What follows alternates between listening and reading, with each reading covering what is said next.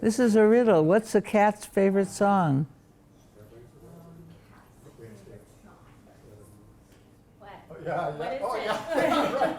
You stumped us. No, Three Blind Mice. I'm a dog lover.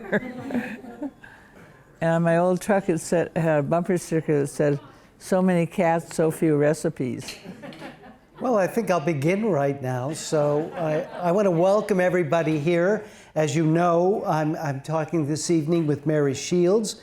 And so at this time, I usually encourage people to silence their phones or put it in airplane mode.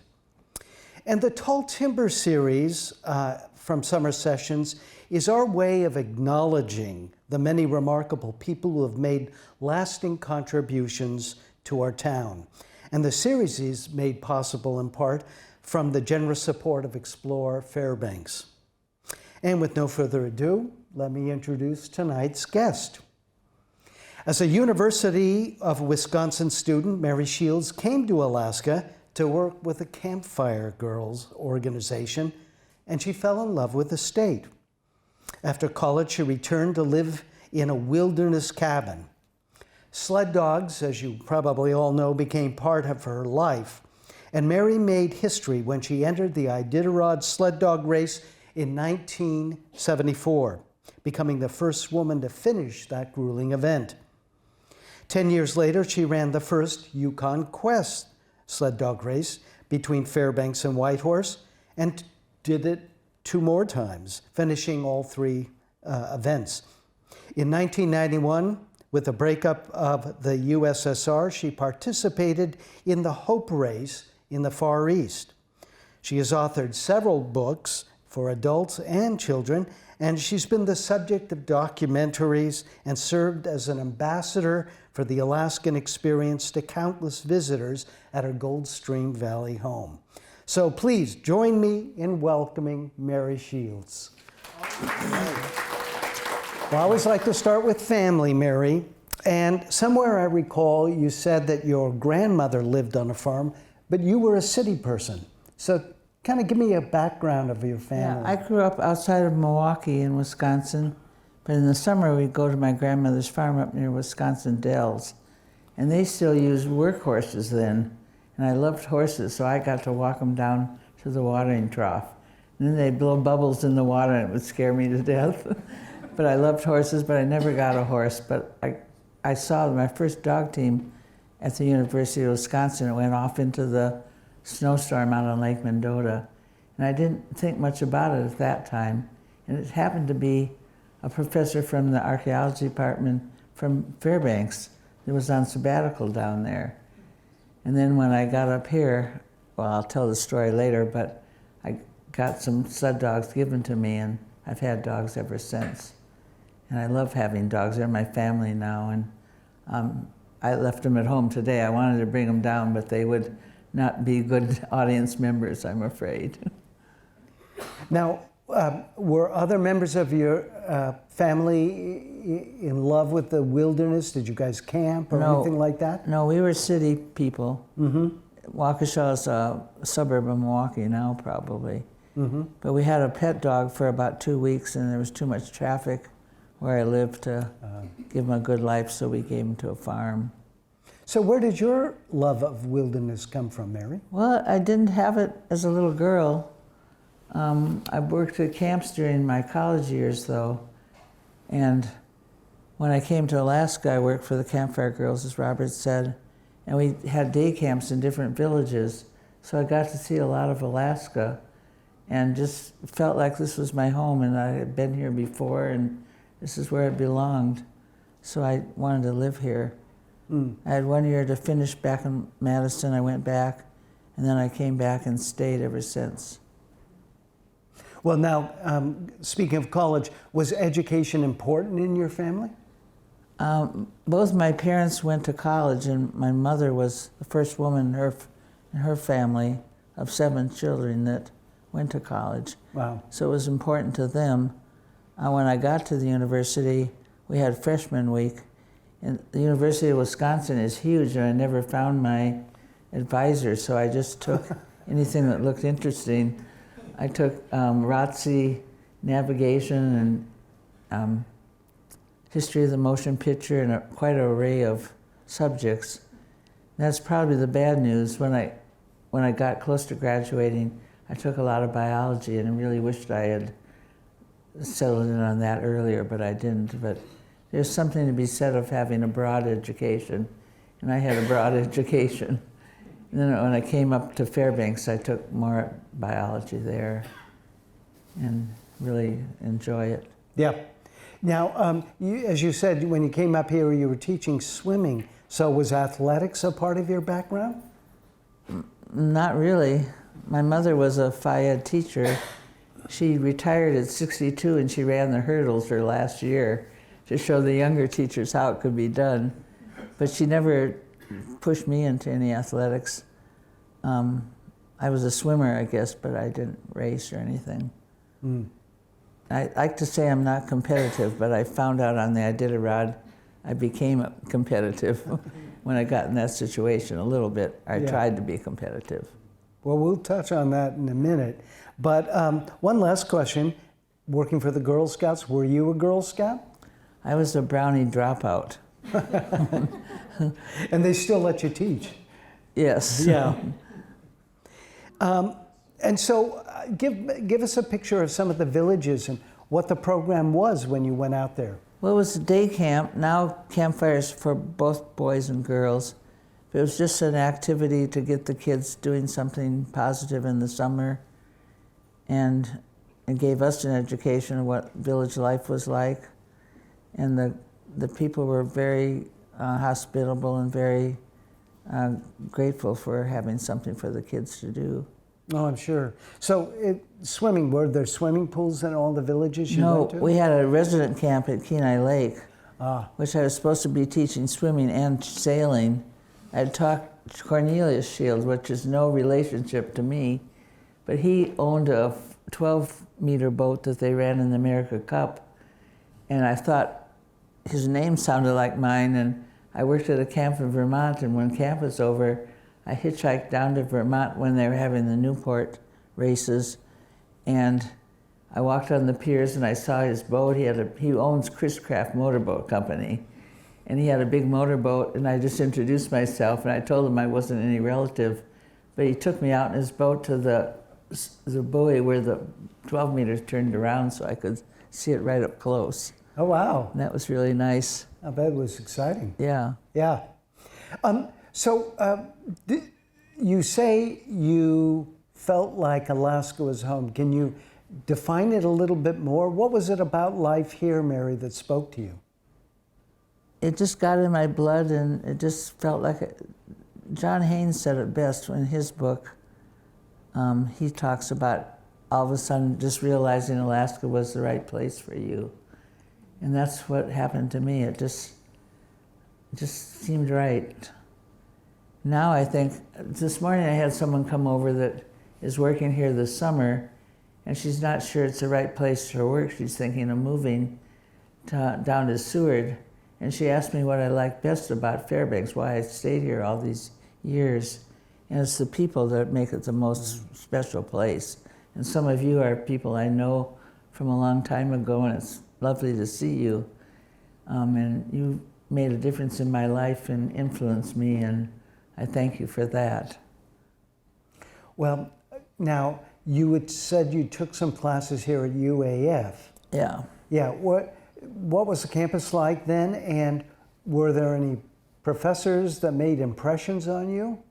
I can't think of any professors that made impressions on me, but when I came to Alaska, we drove up the highway and we got into Fairbanks, or on the way in, it was all these black spruce trees.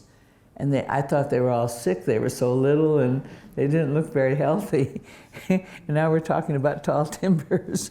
And the campus had nothing growing on it compared to Wisconsin, where there's things everywhere. And now coming back, the campus looks so beautiful. Whoever's doing the grounds work is doing a beautiful job. And this new engineering building is incredible too. When you come in, there's a map of Alaska on the floor. It's really neat, and everything in this building is very luxurious and nice. You have written several books. 6. Was creative writing an interest when you were here? Well, back in high school, I did the best in creative writing. I'm not good at numbers, as Shirley List will know if she's out there somewhere. She tried to coax me into math for fundamental math for teachers, and I flunked it. I flunked it because I went on a dog sled trip out to Wonder Lake that month of March. But she tried to teach it to me, and I just not good at it. Yeah. But yes, the lady that taught education classes for a long time, she was instrumental in me becoming a teacher at some point. Mm-hmm. I'm sorry, I can't remember her name. Any other education people out there that know who I'm talking about? She taught. Well, we'll put the quiz out Yeah, after the discussion. Yes. But, you know, education, thinking about it, you cited Thoreau at one point as an inspiration for your going out into the wilderness. Yes. And, you know, Walden wasn't that far from Concord. That's And right. so he could walk there if he wanted to. But when you got here, you really tried to embrace the wilderness experience, right? I even heard Thoreau took his laundry home to his mother to do for him. He wasn't that far away from home. Just that experience with the Campfire Girls got me out into the bush where I could see more wilderness than what I saw around Fairbanks. And I like to think that we're all part of nature, and I know the age of the trees around my house, and we're all aging at the same time.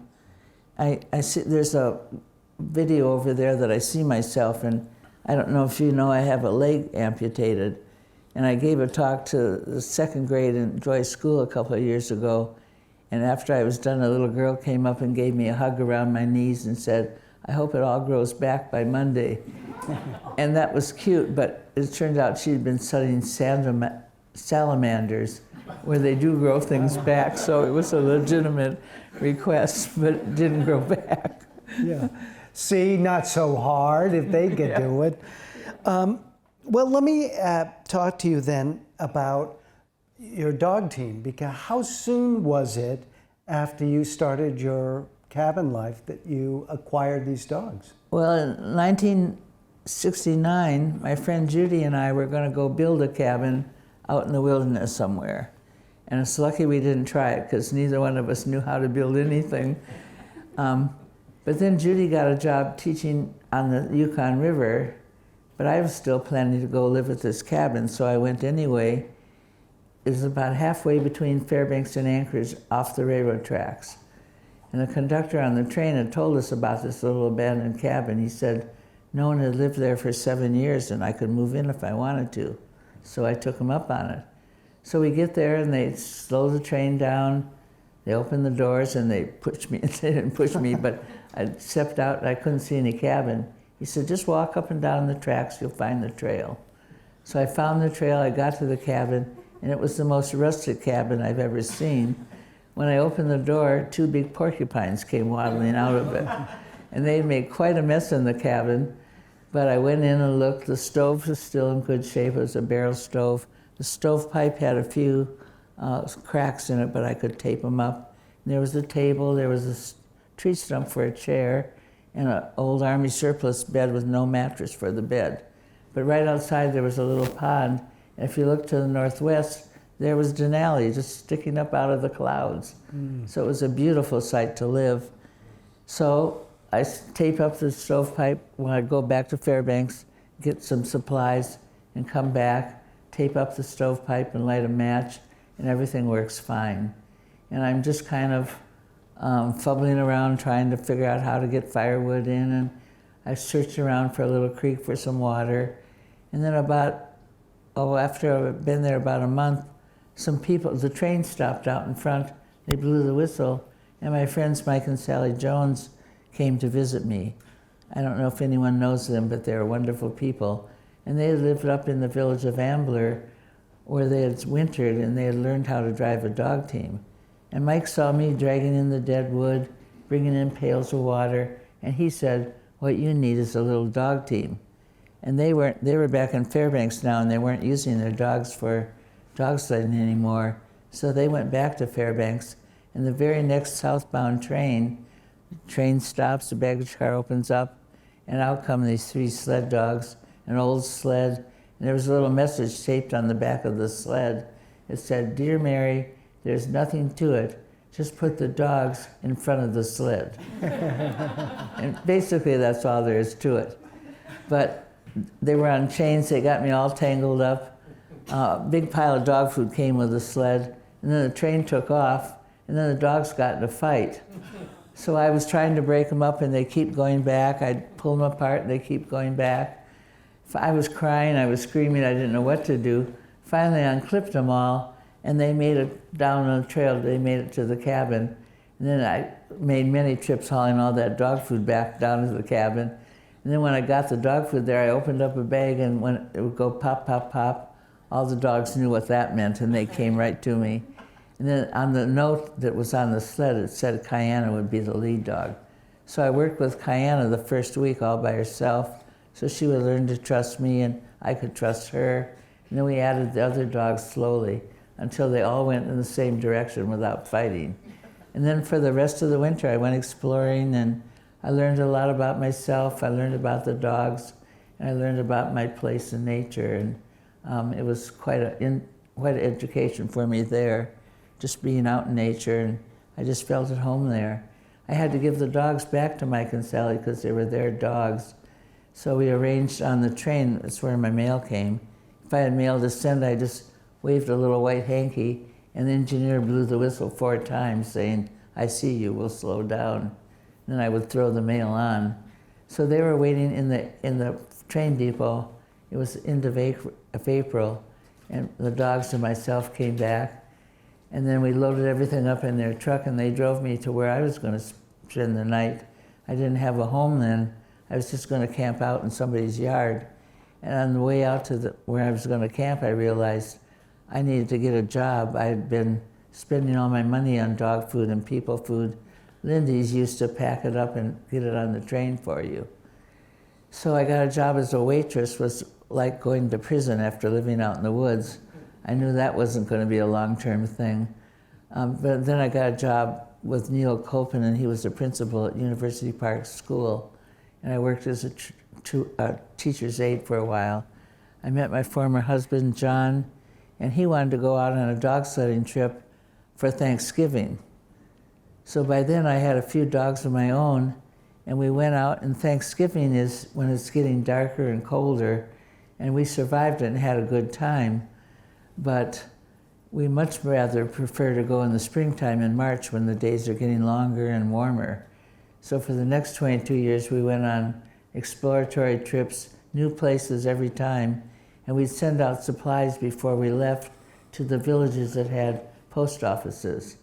And that was my favorite time of the year, being out in the springtime and just seeing the country. We never went the same place twice at that time, but we tried to go in a big circle so we could start out in one direction and come back from another direction.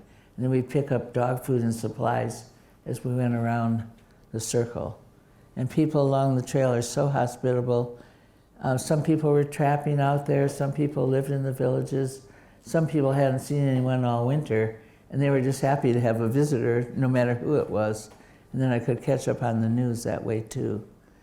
And the dogs will always be faithful to you. They're, if you treat them right and train them right, they will just get you through anything, and they've saved my life several times, and they're just wonderful creatures. If there are any kids involved that are thinking of being dog mushers, I thoroughly encourage you to do it. It's a lot of work, and it's expensive. You got to save your money, but it's worth every penny of it. You'll love it. I guarantee you'll love it.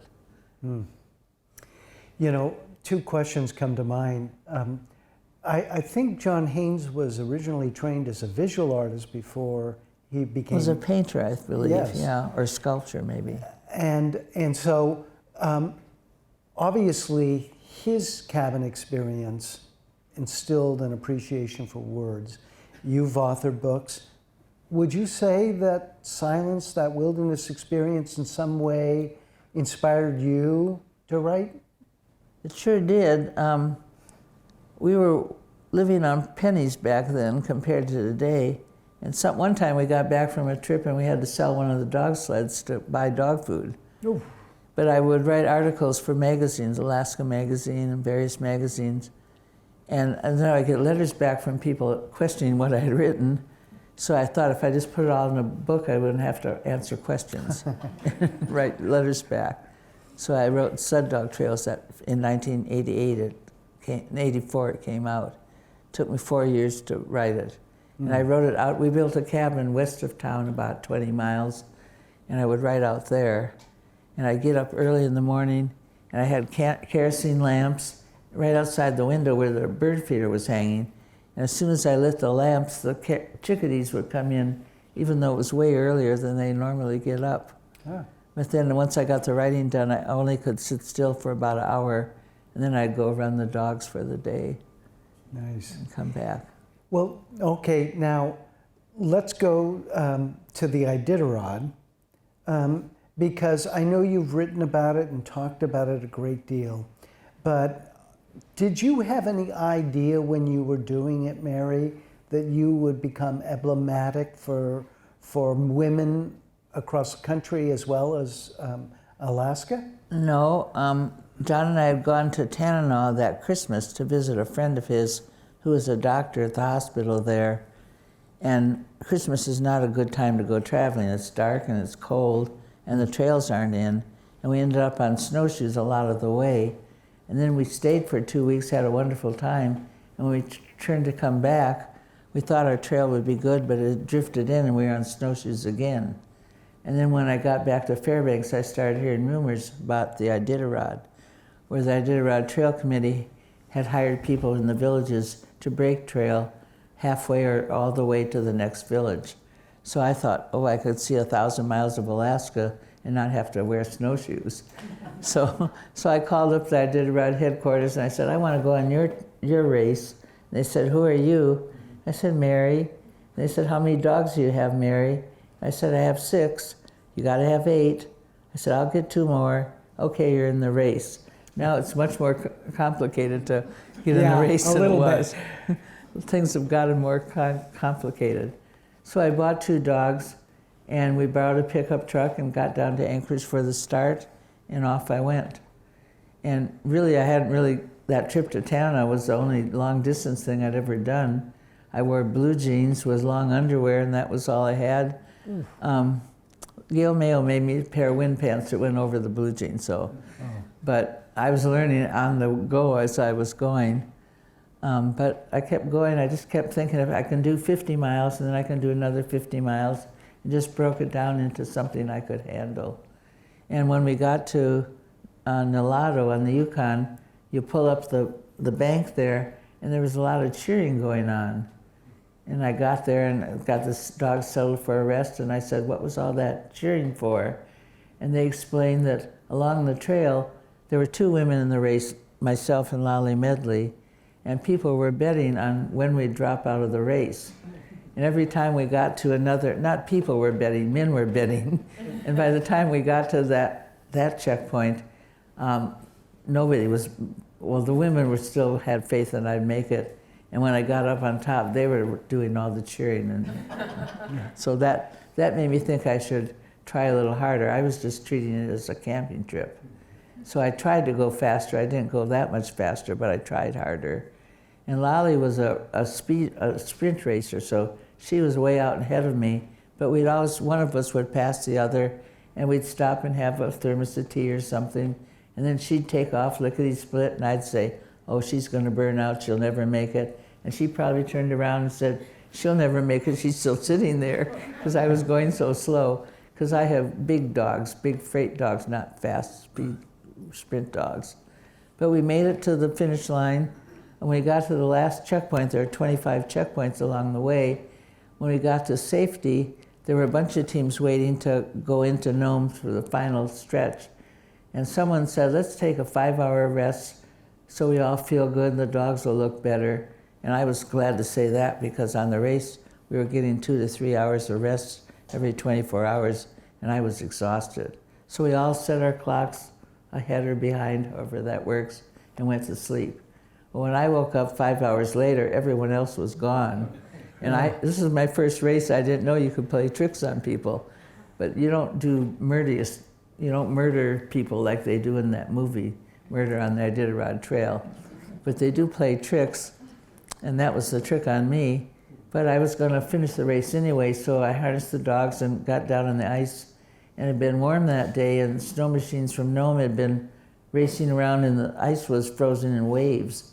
And I couldn't stay on the trail. It was pretty dangerous. But up above me was a bluff where I figured there was snow. I knew there was snow there, and I thought maybe the trail was up there. So I told the dogs, gee, they went up on the bluff. I spent a half an hour looking for the trail, couldn't find it. So I crashed back down on the ice. And then I saw the lights of Nome way out in the distance, and a little road coming from Nome, and there were cars on that road. So I just aimed for that place. And when I got there, I came up the bluff, and people jumped out of their cars and they said, "Welcome to Nome, Lolly." They thought I was Lolly Medley. And I said, "I'm not Lolly." And then at that point, someone said, "Look out on the ice." All those other teams were bunched together, and they had gone to the left looking for the trail. I'd gone to the right. And they had all turned on their headlights. I didn't turn my headlight on because if I did catch up to them, I didn't want them to see me coming. I still had 5 more miles to go to the finish, so I took off because they were coming into the road also. And then when I get to Nome, you come up the bluff, and there's someone watching the trail, and as soon as your lead dog goes over the bank, they turn on the fire siren. And people came out from nowhere, and it was 3 o'clock in the morning by this time. And when you get up on Nome, the first street on Nome is the finish line, and they have it with snow fence, and you go down this channel. And sometimes, as you all know, when you're out in the cold, your eyelashes freeze together from your warm breath. Well, that's what happened to my eyelashes right at the finish. And I'm not going to stop and thaw out my eyelashes when I'm almost to the finish line. So I just keep going, but I don't know where I'm going. When I get right to the end, I hear noises, and there's a bunch of women from Nome, all in their parkas and their mucklucks, and they're standing there with a banner they're waving back and forth. This is 1974, remember, and it says, "You've come a long way, baby." It was a very nice welcome.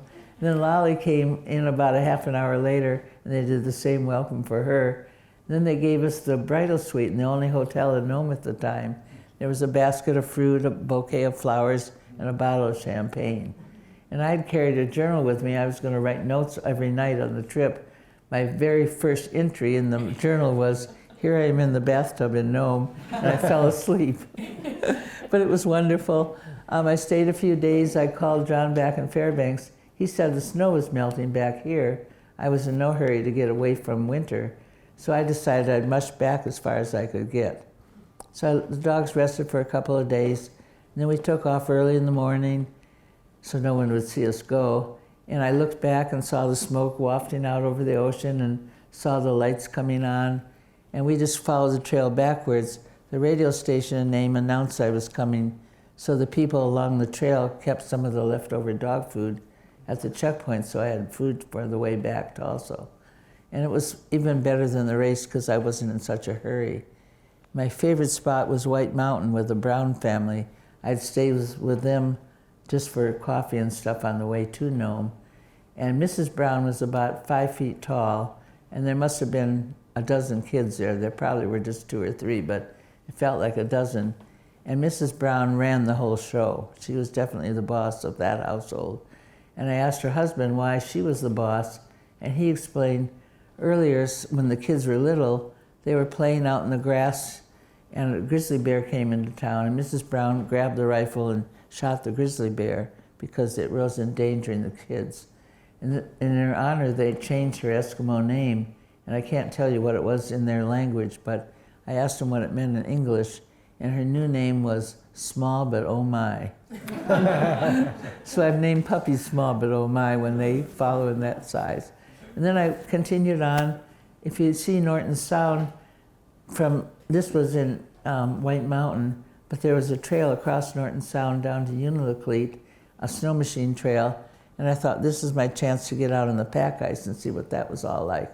So I told my dogs to G, and we took off down the trail, and the wind was coming from the land to the ocean, and it was getting windier and windier, And in Nome, someone had knit a long scarf for me, and it was flopping around in the wind. So I stopped my team, I turned my back to the wind, and I was tying the scarf on, and I was telling the scarf to stay where I put it. I believe these things can understand me. And when I turned around, the dogs thought I was telling them to go, and they were about a quarter of a mile out in front of me. And I called to them, but the wind just blew my words over my shoulder. They didn't hear me. And they just kept going, and there was no way I could catch up with them, but my warm parka, my dog food, my sleeping bag, everything was on that sled. And then all of a sudden, Cabbage, my lead dog at the time, did a come haw. That's a command where they go to the left, which is haw, and then they come back to you. I just got down on my knees on the ice, and we had a big group hug. I was really happy to see the face of those dogs instead of the tail of those dogs going away. So I just made camp there. That was where I was going to camp for the night. So I tied the dogs around the sled, and I just stretched out. And it was one of the most beautiful sunsets, beautiful campgrounds I've ever had. Right at sunset, a great big orange-red sun just sunk in the ocean in the west. At the very same time, a lavender full moon came up in the east. So for just a few minutes, the world was in perfect balance. We went to sleep, we woke up, and it was calm, and we continued on with no trouble. So that was a wonderful time. I got home on Easter Sunday. I got as far as Galena, and then I flew back from Galena. I didn't have any airline kennels for the dogs, but Carl Huntington, who had won the race that year, he was already home in Galena, and word spreads fast in a village when someone new comes to town. And he brought over a dog box he had built. It was kind of like an egg crate. It had it was plywood, and all the dogs sat in there. And you put a piece of plywood on top of their heads, and they all go down. And then you put the sled on top of the box.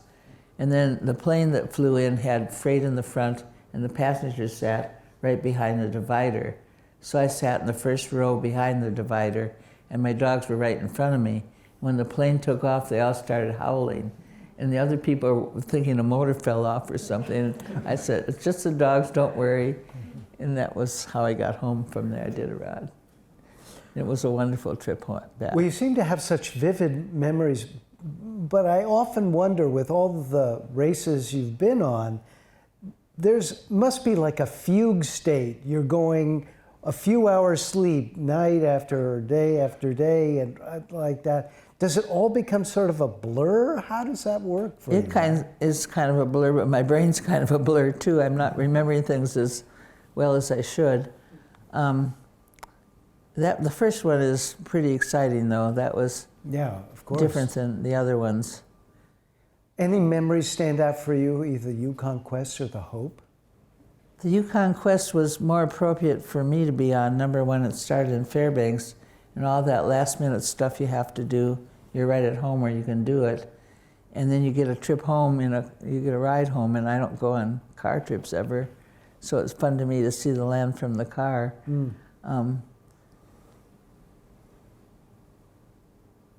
The trip in Russia was also that way, a first kind in another kind of a society. Right. Well, and of course, having a well-marked trail is critical. Was the Hope race well-marked? Well, this first time they'd had a race there, so it wasn't as well-marked as we were hoping it would be. Yeah. But they travel on Vizhahoots, they're called. They're like little tanks.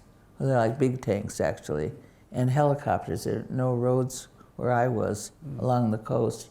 We started in Nome on April 5th, went up to Wales, Alaska, and then we had to get across the Bering Strait, but there was a lot of water showing out there in the ice, and the customs man from the U.S. Customs man chartered a plane and flew out, and when he came back, he said, you can't much across there, there's too much open water. So Aeroflot, the Russian airlines, sent a helicopter over to pick us up. And we could hear them coming, thump, thump, thump, thump. All the kids got out of school. All the elders came down to the beach to welcome the Russians. It was the first time that we had Russians on our soil, invited. And then the thump, thump, thump went away, and what happened? So he called back and asked, why did they return back to Russia? And the pilot said they had no instruments on the helicopter. and it was foggy on our side.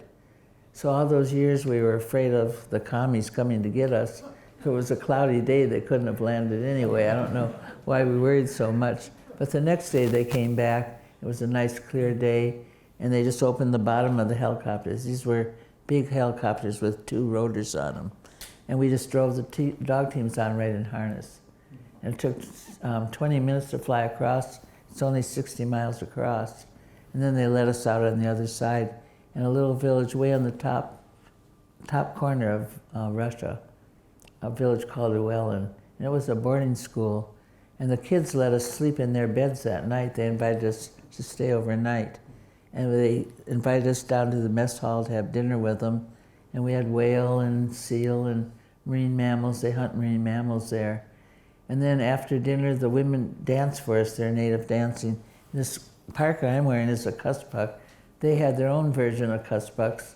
And they, each village had different decorations on them, as they did here.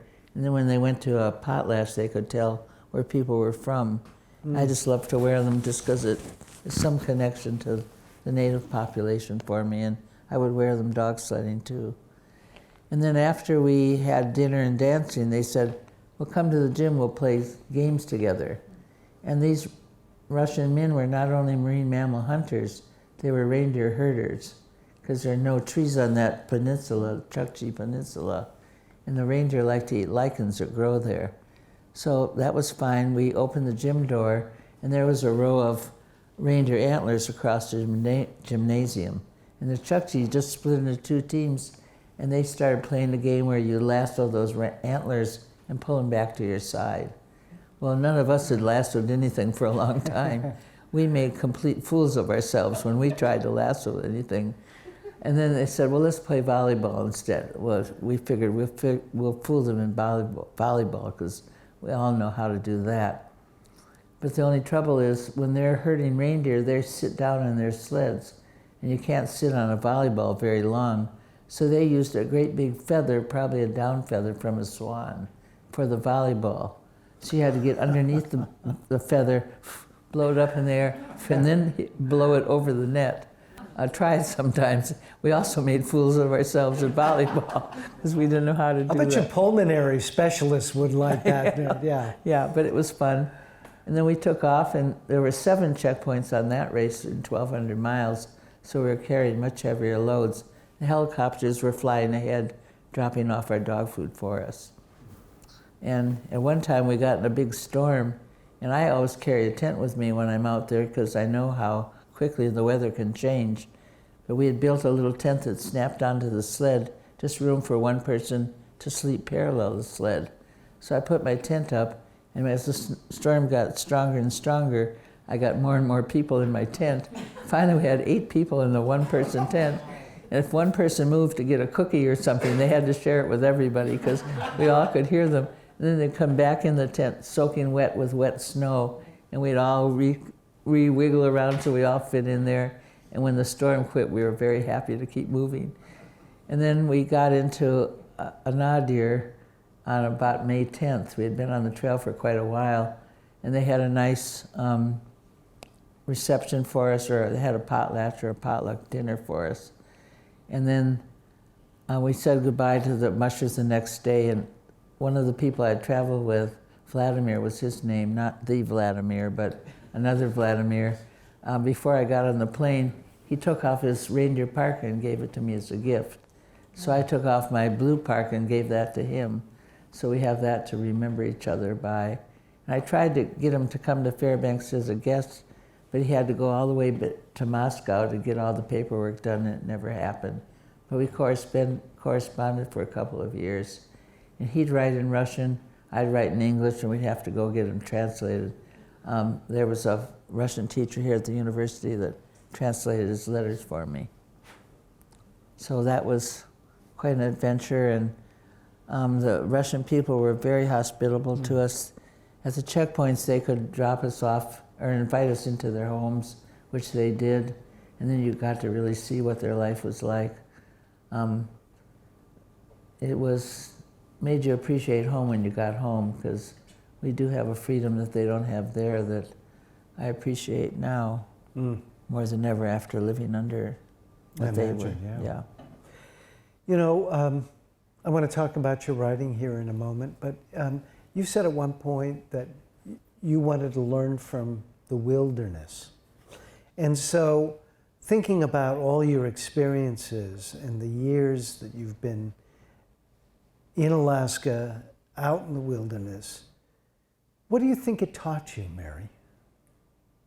It taught me that I'm part of a bigger system than just me, and that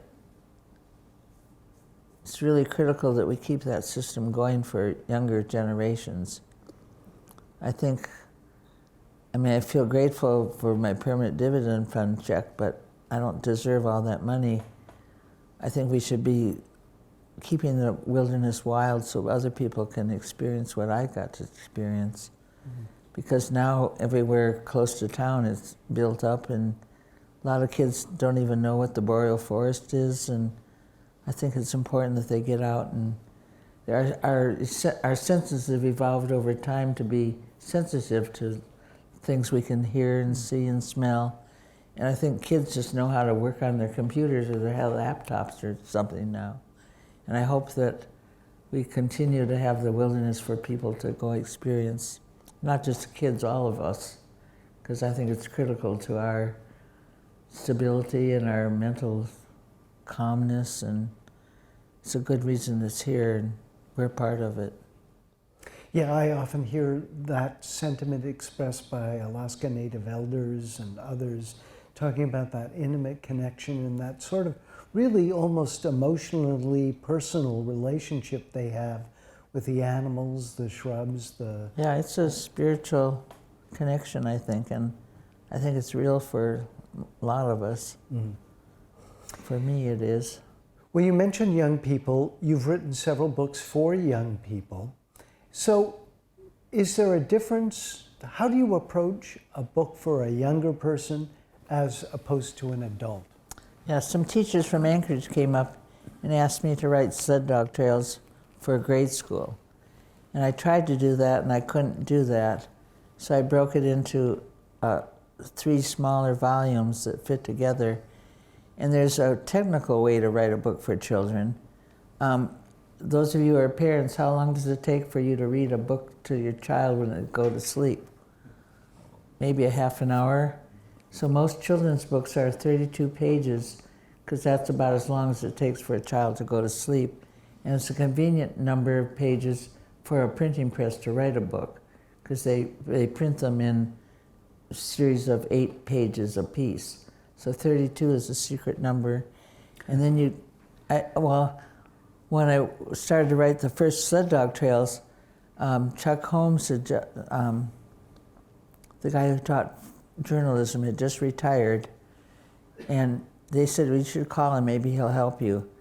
And I called him, and he invited me to his house, and I worked with him.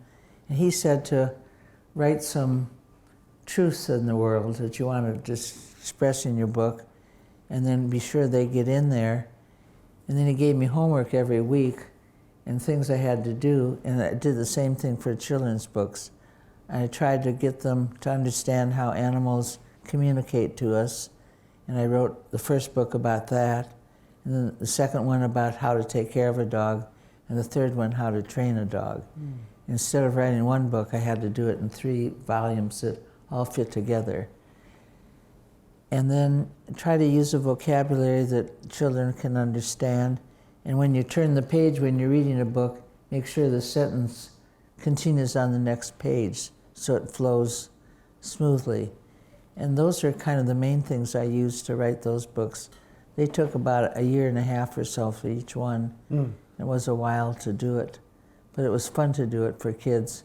And now I see kids in the grocery store someplace. They're not kids anymore, but they've read those books and it's influenced their life. And I get they draw pictures of my dogs, and I love the letters I get from kids, so I get back a whole lot more than I put into those books. I wish I had done more with them, but it was fun to influence kids, because I've been influenced by people in this room and other mushers ahead of me. I did around mushers and just the local mushers, and we all learn from each other, and I'm grateful for people helping me out that way. Now, you've worked with several illustrators. How does that process work? Well, we used to have a children's book writing group, and people that know more than I do about it say that when you send a manuscript to a publisher, if you send the illustrations with it, you're a 50% less chance to get published. Really? Because they know who the best illustrators are, and they like to take your text and find the illustrator that works better for you. But I must be a control freak, because I wanted to pick someone that would get the dog stuff right. So I interviewed Donna Gates, Jeff King's former wife, John Van Zyle's wife, and Nancy Van Venen, who lived here in Fairbanks. And then I asked them all to draw a picture of how a dog would communicate, I want to play. You know how they go down on their front legs and want to play. So they each sent me a picture, and then everyone that came to my house, I asked them which one they liked, and we all agreed we liked Nancy Van Venen best. So she took pictures when I was working at the Riverboat Discovery. No, Donna Gates did the ones for the children's books. And she took pictures in the summer when I worked for the Riverboat, and then she'd do her illustrations off of those pictures. And if you look at those pictures, if you've ever been at the fish camp at the Riverboat, you'll see those buildings in the pictures. She would just turn the negatives backwards so they were backwards, so they didn't look quite like the Riverboat. And then Jeff King looked at them, and he said that one dog, where we're talking about dogs getting older, I said it looked too much like Jeff King because he posed for the picture. So we made him look older in the picture. And it flows pretty easily. And then I took the books to the library, the manuscripts, and read them to kids that happened to be wandering around the library. And they gave me some ideas of what needed to be changed, where they didn't understand what I was saying. Sort of like a test group, or Yeah. Oh, interesting. Yeah. And anyone that came in my house, I read it to them and asked for feedback on it. And they would tell me what didn't work. Yeah. Well, now developing this idea of a communicator, you've been an ambassador of sorts to many visitors to Alaska. How do you strike that balance of giving them an honest appraisal about life here and also celebrating that romanticism that so many people come up here with? Yeah. Well, I love to share what I love about Alaska with people. And I used to, when Princess Tours would bring in their summer employees, I'd give a little talk to their employees of what I did, because it seemed to be working. And I just treated the visitors as if they were my parents coming and what they would want to know about being here. And then I just told them what I felt like, and I didn't try to romanticize it or make it better than it is. It was good enough just the way it was, so I just tried to tell them the truth. Turning to some philosophical questions, you talk about your relationship with the dogs.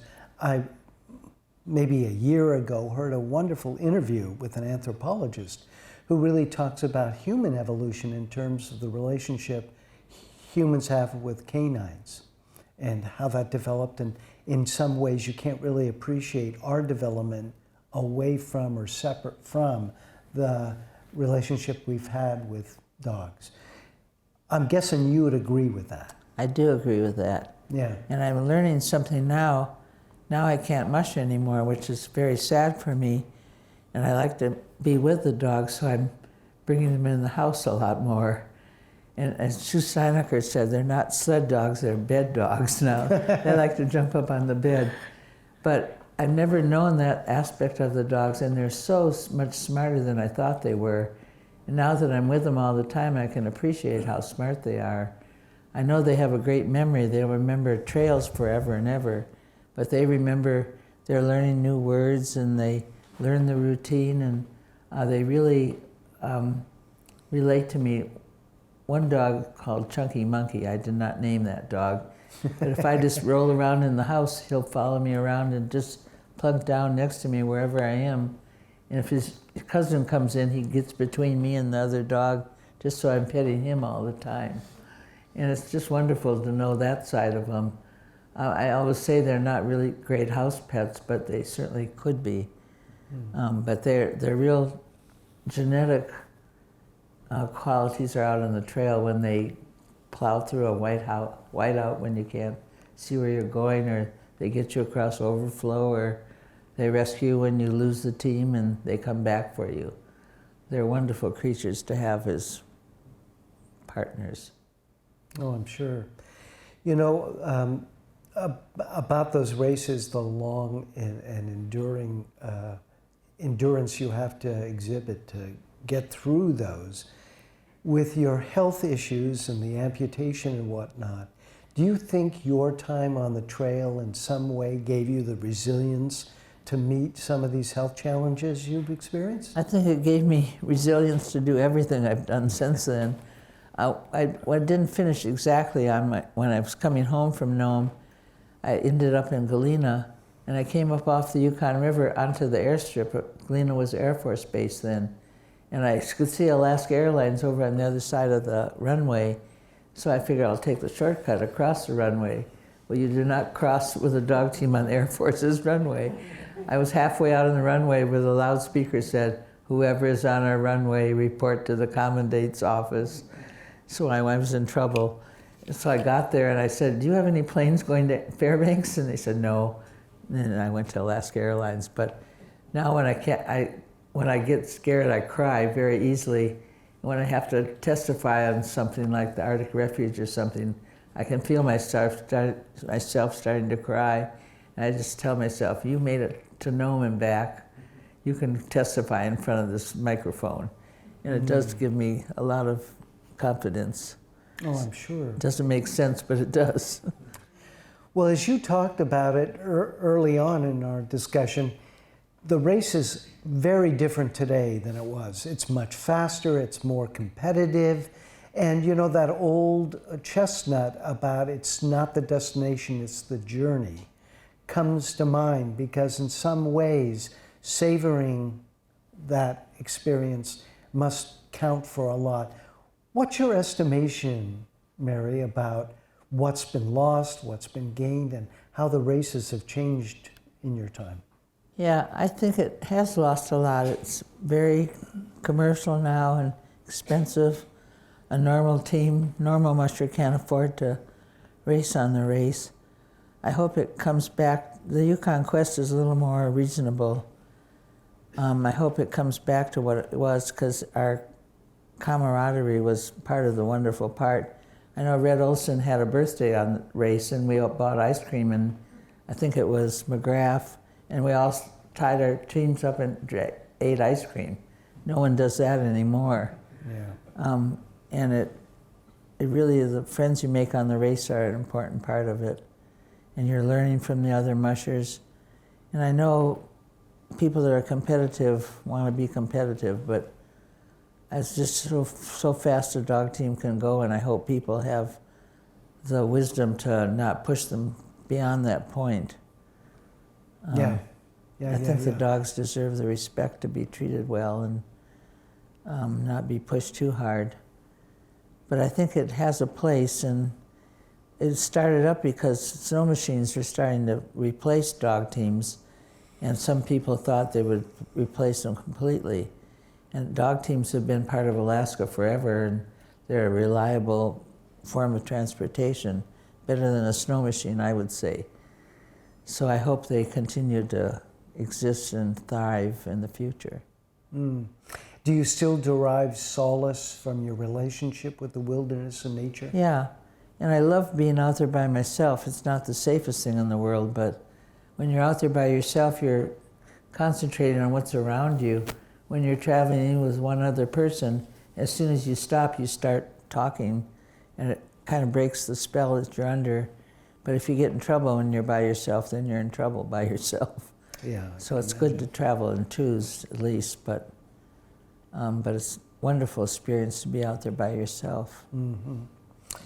Well, we're almost at the end of the hour, but I would like to open it up for questions. And because it's being videotaped, either Mary or I will repeat your question so that it gets onto the sound track of the video.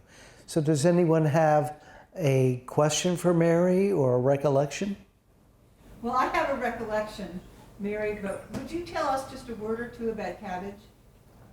Sure. That winter I was living on the railroad tracks at that cabin. I ran out of money, so I went down to Valdez and worked in the mental hospital down there for a month. And I took Kiana with me, and Kiana got bred by a black Labrador at the gas station. So I came back and had this litter of puppies, and I went down to Talkeetna on the train, gave some away, gave one to the Park Service, got good homes for them. And then when I went to the park in the summer to go hiking, the Park Service gave me their puppy back because it looked too much like a black lab, and they wanted them to look like huskies. And that puppy, when it curled up, it looked like a little cabbage, so I named it Cabbage. And it looked like a black Labrador, I must admit, but it was half husky. And that's how he got his name. And he lived to 17 and a half. And I told myself I would never let a dog live that long because he was not that comfortable toward the end. I was keeping alive for myself. I told myself when a dog got to the point where it was in pain or not being able to do what it loved to do, I would have the vet put him down, and that's what happened to Cabbage. But he lived a long, long life, and we had great times together. Yeah. I'd like to share a memory in relation to cabbage.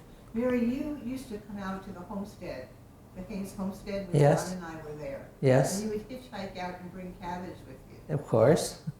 And you didn't say much about how you helped fund the Iditarod by carrying some mail for people. Oh, yeah. Well, everyone carried Carrying mail? mail. Yeah. Yeah. Everyone carried some envelopes that Iditarod had stamped a picture on. And people that collect stamps collect these things. But I had my own made with a picture of Cabbage on it. She's got one right there. Yeah, that's great.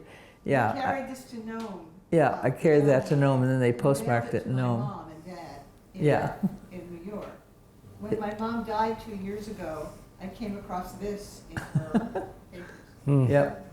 So it has pictures of Cabbage and all the dog team on it. I'll pass it around. Yeah. And that's how we all chipped in, and we gave you a little bit of money, and you carried that with us. Yep. So I just wanted to share with you that what you did there, traveled back to New York, it was very precious to my parents. Oh, nice. And she moved up here, but among all of her precious papers, that envelope was Wow. I'll tell the dogs. You must get a lot of mail, though, from people you had no idea you touched. I get mail that just says Mary Shields, Alaska, and it gets to me. Yeah, it must be. And I try to answer them, but I don't answer all of it, but I try to.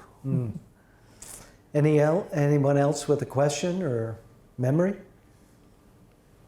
I see back there. Yes, Mary and I grew up in Waukesha together. Our mothers were very best friends. They hauled in Milwaukee, did fabric sales, and then we moved up here in 1965. And we got a letter from my mother, and it was a copy of the green sheet from the Milwaukee Journal. Right. And it was a story about this lady that just graduated from Madison, Wisconsin. And she had an English degree, and she was headed to Alaska. And they were all very concerned about what on earth was Mary going to do to earn a living in Alaska with an English degree. And so it also said that she had an owl, a pet owl, that she carried on her shoulder. And so we were I was in the dorm, Bob called me from us, there's a lady out here, a lady with an owl on her shoulder. And I said, well, it's gotta be Mary, go out and talk to her and bring her over. So we did. You had an owl, a pet owl? Yes.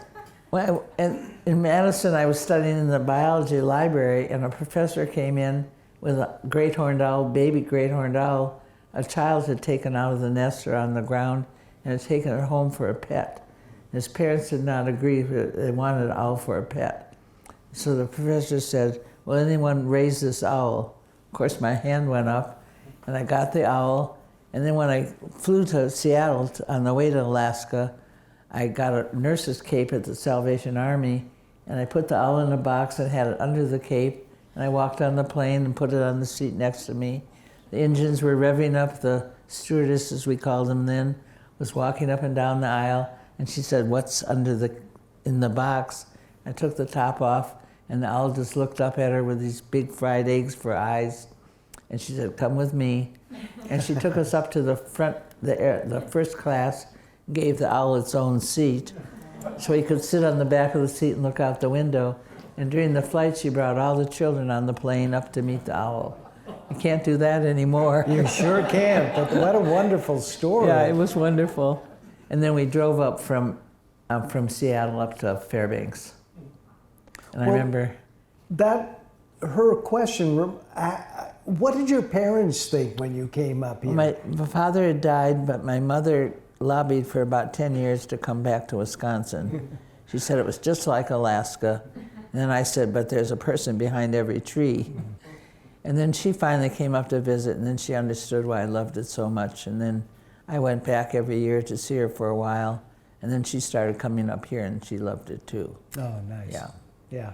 Yeah. Wasn't your dad principal of the high school? Yes. So your dad was a principal at the high school? Yes. And my brother and I were both adopted. We were completely different from each other. He was the bad boy. He had the cigarettes rolled up in his T-shirt sleeve. And when he graduated from high school, he joined the Communist Party. I was the good girl, so I had a lot to say something for our family, which was a lot of pressure because I like to play tricks on people and stuff too. But we both turned out fine. Just a flurry with my brother. Yeah, I would think having a principal for a dad would be a little pressure. Yeah, well, it might have been embarrassing for him at times, but he's up there, and he rode a boxcar out west to pan gold from my mother's wedding ring. No and he kidding. came back with a little vial with maybe 3 specks of gold in it. Well, Robert, I've got a question. okay. Mary, you are an athlete, or you were an athlete, and you led the way in so very many ways. But the thing that has always inspired me is your entrepreneurial spirit. You know, you have pulled off things in ways that other people haven't. You were with the Binkleys, and then you did your own thing out off of Goldstream Road. And who would have ever guessed that that would have worked? So, let's just talk about your entrepreneurial spirit. So someone wants to know about your entrepreneurial spirit. Yes. I loved working for the Binkleys. I worked there for 11 years, and I just loved it. And we had a morning boat and an afternoon boat, and then they started a night boat, and that was too much for me because I'd go back and forth to Goldstream to their camp on the Chena River. So in 1994, I started my own tour at my home, and I just love having people come, and the dogs love it because they get all the baby talk and rubbing and petting and little treats sometimes. And I love it because I love to share Alaska with people. And the people seem to love it too. They write good reviews for TripAdvisor. And one year somebody sent me some Christmas cookies. I thought I shook the box and it sounded like Christmas cookies. I opened it up and it was dog biscuits they had made. I was very disappointed, but the dogs were happy. But again, I think of those people as my parents coming to visit and what they would like to learn, and try to give them that information while they're here. And just encourage them to take care of the environment where they live also, like I'm trying to do here. And just think about the next generations coming so we leave something good for them. You know, Mary, just hearing Michelle's question, it really strikes me, you know, we talked a little bit about how you became sort of a hero for many feminists coming up then, and women, but you didn't seem daunted by any of the challenges. I mean, if it had been me, I looked at the cabin, what, thanks, yeah, nice cabin, pass on that one. But you were not daunted at all. Well, I had built a cabin myself, tried to, and I built it out of slab lumber that you'd get at 4-Star. And somebody came by and I just put 4 logs on the floor and then nailed the slab lumber at the bottom. And he just went pulling and it went bling, bling, bling, bling, bling. He said, you need a cross piece. And that cabin burned down. And so I appreciated that little cabin for what it was. And Yeah, but I was comfortable. You never seem daunted about that, or Well, you just plow ahead. You think you can worth do it. It's worth it with Yeah. more than it's not worth it. Yeah. Yeah, so that's kind of been my motto. If I can do it, I try to do it, and I appreciate all the help I've gotten from other people too. And this is kind of my chance to be on the microphone. I just would like to thank people out in the bush that have invited me in and helped me out, plus all the people in Fairbanks that have done the same thing for me. It is a community, and it does take a village to raise Mary Shields anyway. And I appreciate all the help people have given me over the years. Well, we appreciate you. Mary Shields. Thank you.